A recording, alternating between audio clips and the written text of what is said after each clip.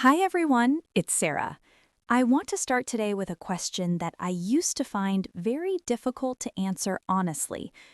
Do you feel confident? Not in a general, everything is fine way, but genuinely. When you walk into a room, when you speak up in a meeting, when you introduce yourself to someone new, when you look at yourself in the mirror on a Tuesday morning, do you feel confident? For a long time, long time, my honest answer was no.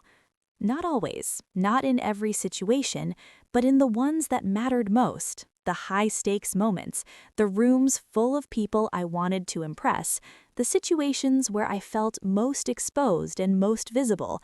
No, I did not feel confident. I felt like I was performing confidence, wearing it like a costume over something much less certain underneath. And the exhausting thing about performing confidence is that it never quite convinces you.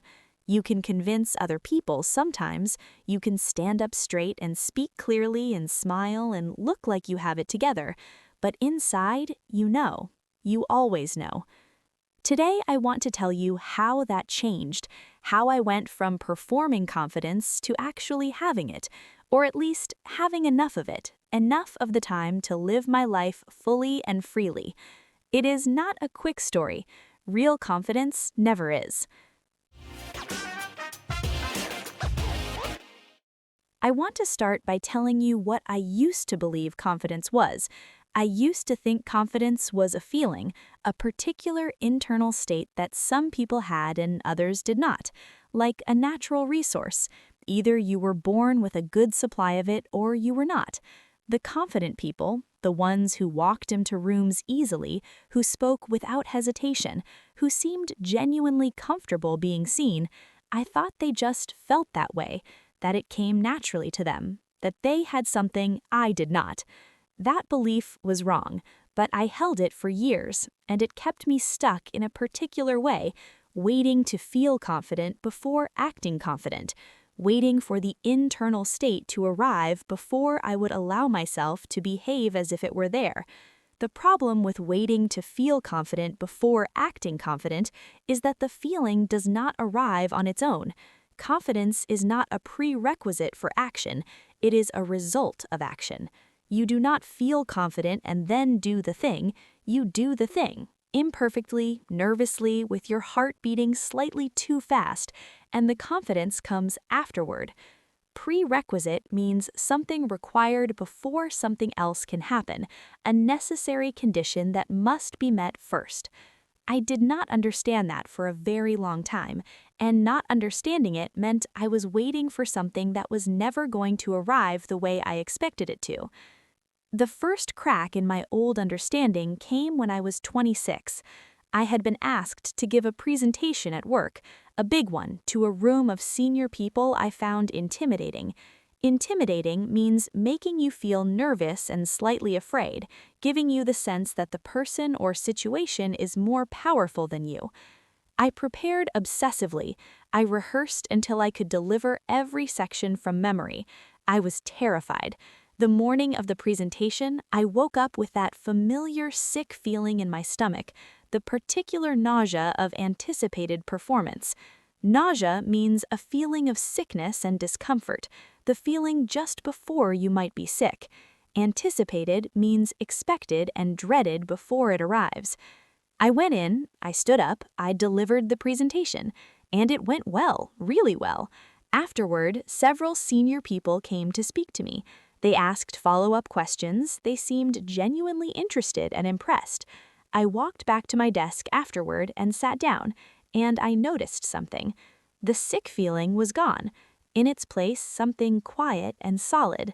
Not pride exactly, not excitement, something steadier, something that said, you did something hard and you survived it. You can do it again. That was my first real experience of earned confidence. Earned means obtained through effort and experience, not given freely, but worked for. That quiet, solid feeling was not something I had brought into the room with me. It was something the room had given me by walking through it. I sat at my desk and thought, oh, so that's how it works. But knowing how it works and actually building it, those are two different things. Understanding that confidence comes from doing does not automatically make doing easy. I still avoided things that frightened me. I still held back in meetings when I had something to say but wasn't sure it was good enough. I still shrunk slightly in situations where I felt uncertain or exposed. Shrunk means became smaller, pulled back and made myself less visible. The real work started when I made a deliberate decision, not dramatic, not announced to anyone, just quiet and internal, to start saying yes to the things that frightened me. Not all at once, not recklessly, but one at a time, slowly and deliberately. I volunteered to lead a project I wasn't sure I was ready for. I said yes to speaking at a small industry event when everything in me wanted to say no. I started contributing more actively in meetings, not waiting until I was certain my point was perfect, but offering it when it was good enough. I introduced myself first when I met new people, rather than waiting to be introduced. Each of those things was uncomfortable. Each one was a small act of courage, doing something that frightened me before I felt ready. And each one, without exception, left me slightly more solid than before, slightly more certain, slightly less afraid of the next one. That's the mechanics of confidence. Mechanics means the way something works, the practical process by which it operates. Small acts of courage repeated consistently over time, building something that feels, eventually, like a natural part of who you are. I want to talk about something that nobody tells you about confidence, and that I think is really important. Confidence is not the absence of self-doubt. I still have self-doubt. I have it regularly. Before important meetings, before difficult conversations, before anything genuinely high stakes, the doubt is still there. The voice that says, "Are you sure about this? Are you good enough for this? What if you get it wrong?" That voice has not disappeared. I do not think it ever fully disappears for most people. What changed is my relationship with it. I used to believe that voice. I used to treat it as reliable information, as an accurate assessment of my actual capability. When it said, "You are not good enough," I believed it, and I acted accordingly. I held back. I stayed small. I waited. Now I hear it, I acknowledge it, and then I do the thing anyway. That is the whole shift, not the silence of the doubt, but the refusal to let the doubt make the decision. There's a phrase I love, and I want to share it with you because it helped me enormously. Feel the fear and do it anyway. It sounds simple. It sounds almost too simple, but it captures something genuinely true about how confidence is built. You do not wait until the fear is gone. You feel the fear, you acknowledge it, you let it be real, and then you do the thing while the fear is still there. Every time you do that, every time you act in spite of the fear rather than because the fear has left, you teach yourself something. You teach yourself that the fear is not a reliable indicator of what you are capable of, that you can be afraid and capable at the same time, that the presence of doubt does not mean the absence of ability. That is one of the most important things I know. I also want to talk about something that I think is underrated in conversations about confidence. Underrated means not given enough credit or appreciation, valued less than it deserves. Preparation.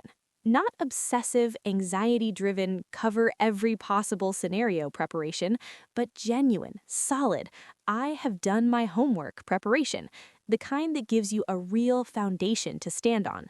I used to think confident people did not need to prepare as much, that their confidence came from some innate quality.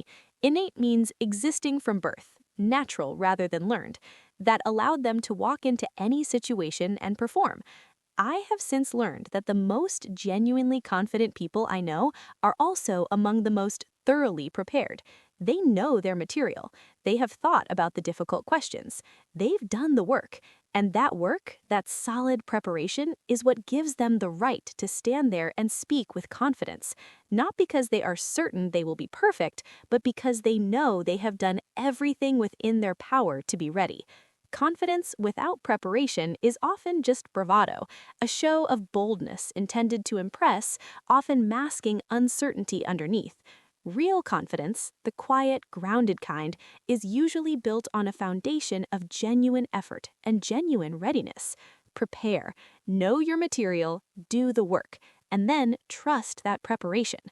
One last thing I want to share, because I think it's the most human part of this story. My confidence is not consistent. It's not a permanent, stable state that I achieved and now maintain effortlessly. It fluctuates. Fluctuates means varies, goes up and down depending on circumstances. Some days I walk into rooms easily and speak clearly and feel completely at home in myself. Some days, still, even now, I feel uncertain and exposed and slightly too visible. Some days the old voice is louder than usual and the doubt sits heavier and the courage required to move through it feels greater than I have available. Those days are not failures. They are human days. And on those days, I try to be kind to myself. I try to remember that confidence is not a destination, it's a practice, an ongoing, imperfect, never quite finished practice of choosing to act despite uncertainty, of doing the thing even when you don't feel completely ready, of treating yourself as capable even when the doubt is loud. And I try to remember where I started. The girl who wouldn't speak up in meetings because she wasn't sure her point was good enough. The girl who waited to feel ready before doing anything that frightened her. The girl who thought confidence was something you either had or you didn't. She worked hard to get here, and here, imperfect and fluctuating and still sometimes uncertain as it is so much better than there. You can build this. I promise you, you can build this, one small act of courage at a time. Thank you so much for spending this morning with me. I hope something in this story was useful, not just for your English, but for something you're working on in yourself. You are more capable than your doubt tells you. Do the thing, feel the fear, and do it anyway. And trust that the confidence will come, not before, but through. If you enjoyed today's story and you want to keep learning natural, real English with stories that go a little deeper, please subscribe to Free Daily English right here on YouTube. New stories every week, completely free, made just for you. Just hit that subscribe button below. Thank you. Take care of yourselves, be brave, and I will see you in the next story. Bye-bye.